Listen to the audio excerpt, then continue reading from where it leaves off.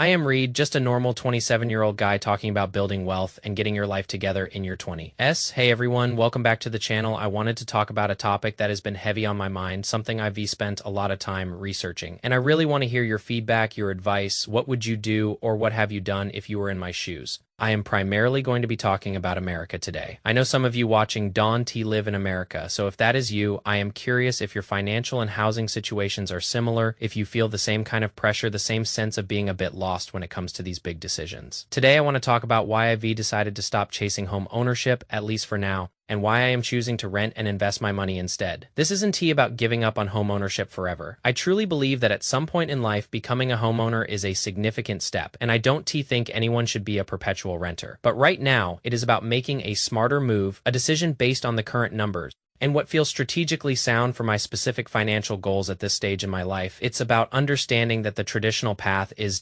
always the optimal one, and sometimes a counterintuitive approach can lead to greater long-term success. You know, I feel like, especially here in America, there is this narrative, this, well, trodden path we expected to follow. It is almost ingrained in our collective consciousness from a young age. You go to school, you go to college, you get a solid degree, you land a high-paying job right out of college. You buy a house, you start a family. It is the quintessential American dream. And you hear these insistent voices, sometimes from well-meaning relatives, sometimes from financial gurus on social media. You need to buy a house ASAP. You absolutely must own a house in your 20s. It is the best asset you can possibly have. Nothing beats real estate or the classic, perhaps the most damaging of all. Renting is just throwing money away. You are only paying someone else's mortgage. These phrases, they echo in our minds, Don T they, shaping our perceptions of success and financial stability. But I've come to realize through my own research and a lot of quiet contemplation that what they don't always tell you, what often gets overlooked in the rush to conform to this ideal, is that owning a home isn't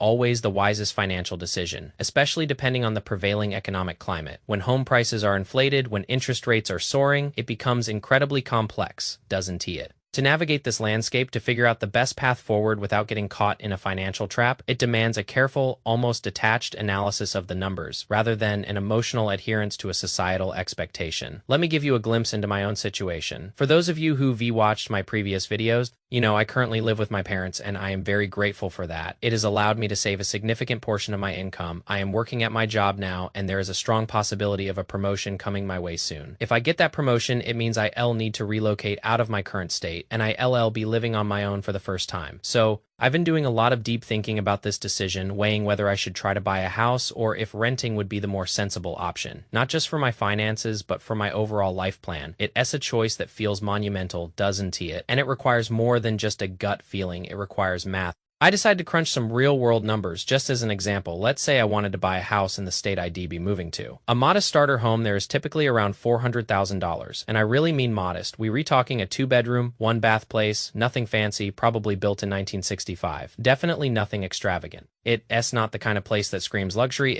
It's just a basic functional home. Now, let's say I put down 10%. I know many states offer incentives for first-time home buyers, and that is fantastic for those who can leverage them. But for the sake of simplicity, I'll assume a standard $40,000 down payment. So $400,000 home, 10% down, which is $40,000. And right now, we're relooking at interest rates hovering around 7%, a rate that would have seemed exorbitant just a few years ago. If I were to take out a 30-year loan, my monthly mortgage payment alone would be about $2,400. This figure alone is a stark reminder of the current economic climate, isn't it? Now, we have to factor in other costs, and this is where things often get overlooked. In the renting is throwing money away argument, we add property tax, which can be substantial and unpredictable. We add insurance, another rising cost. And then there is maintenance, those elusive phantom costs people often talk about. These are the things you don't too necessarily think about until they go wrong. A light bulb here, a leaking faucet there, a bathroom fixture that needs replacing, an appliance that suddenly gives up the ghost, or perhaps something more significant like a water heater or an HVAC system.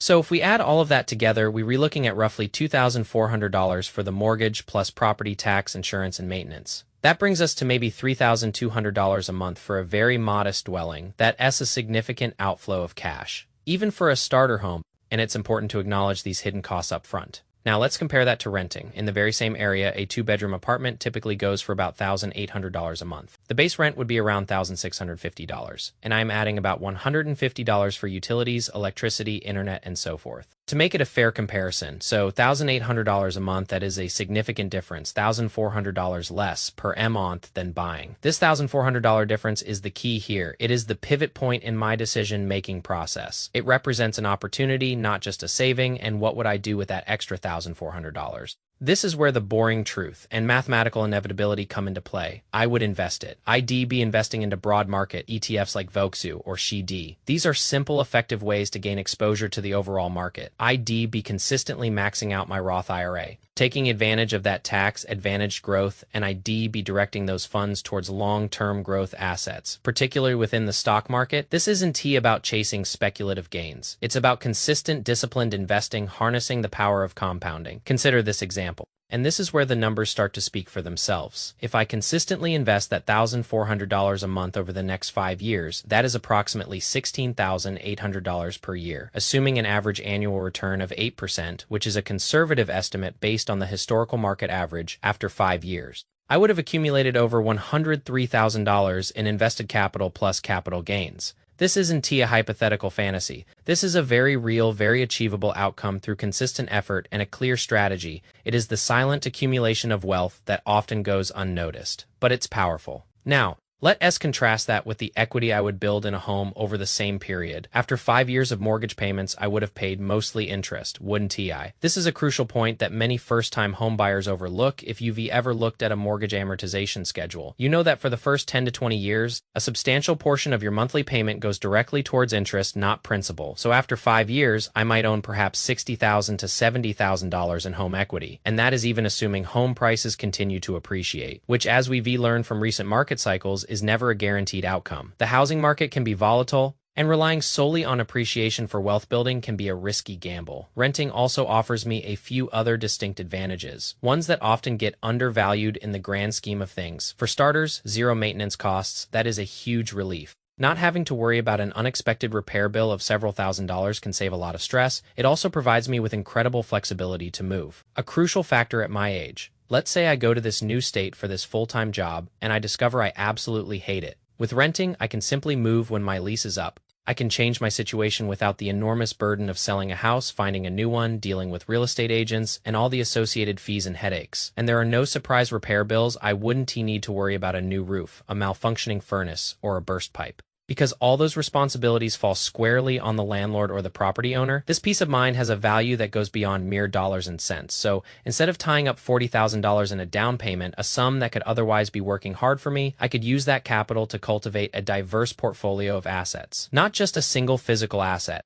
I know the common argument against renting is that rent is never certain, that it can always increase. And while that is true, we have to consider that housing costs, even with homeownership, can also escalate in unpredictable ways. So while someone might say, and I've heard it many times, well, hey man, your rent could go up by $200 every year. And that is a valid point. The maintenance costs for unexpected issues in a house, property taxes, which can rise without warning, and insurance premiums. Another constantly increasing expense can also increase significantly. It is a classic catch-22. I feel like the biggest arguments I hear against renting are, first, you don't technically own the land, and second, your rent can always go up. But it feels like nobody talks about that your insurance, your property tax, and your house. Maintenance fees can also skyrocket, creating an equally uncertain financial burden. The idea that homeownership provides absolute stability is often a comforting illusion. And here's the honest truth, a truth that often gets buried under optimistic projections and market hype. Home values nationally in America have surged by about 42% since 2020. That's a massive increase, but it's not necessarily sustainable. Mortgage rates have doubled during that same period, making homeownership significantly more expensive. Housing inventory has been fluctuating, sometimes scarce, sometimes abundant, adding to the uncertainty. And what is really concerning, in my opinion, is that large investors and big banks are actively buying up starter homes, competing directly with individuals like us. I don't know if this trend is global, but it is certainly happening here in America. And I believe it is a very negative development for first-time homebuyers. What I mean is, I feel that if I were to buy a house right now, I'd be paying peak prices at peak interest rates, a combination that feels like a recipe for potential regret. It seems like many people, especially in America and within our age group, tend to equate wealth solely with real estate.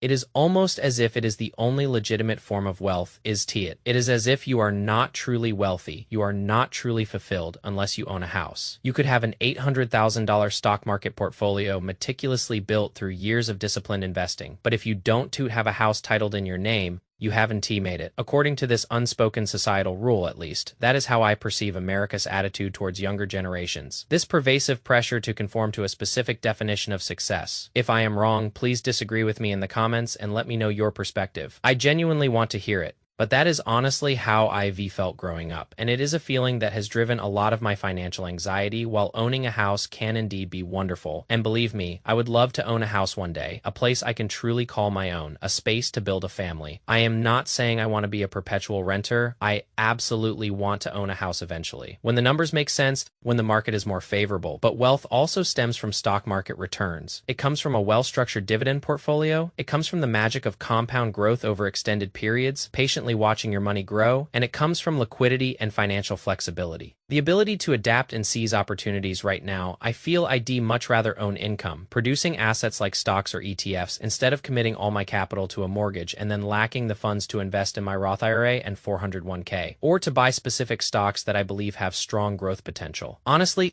I would feel financially strapped if I were to buy a house right now. My ability to invest, to build that diversified portfolio, would be severely hampered, and that is a trade-off I am not willing to make at this point in my financial journey. So, for the time being, I am personally leaning much more towards renting and channeling that extra money into investments. Not because I don't desire a home, but simply because renting allows me to invest more aggressively. It enables me to maintain flexibility, which is incredibly important at 27, and it empowers me to build wealth on my own terms. At my own pace, without being forced into a decision by societal expectations. Buying will definitely happen for me later down the road, when the timing is right, when the market conditions are more rational, but I am not going to force it just because others around me have said it is the smart thing to do. Right now, I have to listen to my own numbers, my own long-term strategy. I am genuinely eager to hear your thoughts on this, whether you live in America or not. What are your opinions on buying versus renting in the current climate, especially if you are in this younger age group? Am I making the right decision, or am I making a wrong one? Because at the end of the day, look, I am just trying to construct a solid financial foundation.